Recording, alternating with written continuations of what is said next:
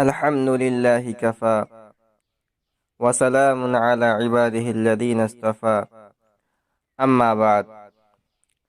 معزز ناظرین کرام، السلام علیکم ورحمۃ اللہ وبرکاتہ۔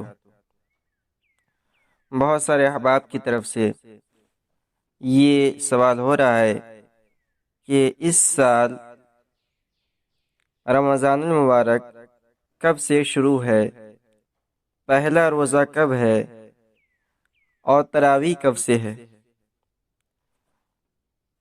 تو اس کا جواب یہ ہے کہ یہ شعبان کا مہینہ چل رہا ہے، اور جیسا کہ آپ سبھی حضرات کو معلوم ہوگا کہ اسلامی مہینہ کی شروعات یہ چاند کے دیکھنے سے ہوتی ہے۔ تو یہ اگر شعبان کا مہینہ 29 کا ہوتا ہے تو 23 اپریل، یہ 29 تاریخ ہے، تو 23 اپریل یعنی 29 شعبان کو اگر چاند نظر آ جاتا ہے تو 24 اپریل یعنی جمعے کو پہلا رمضان ہوگا، اور اگر 29 کا چاند نہیں ہوتا ہے تو پہلا رمضان یہ 25 اپریل بروز سنیچر، بروز ہفتہ شروع ہوگا۔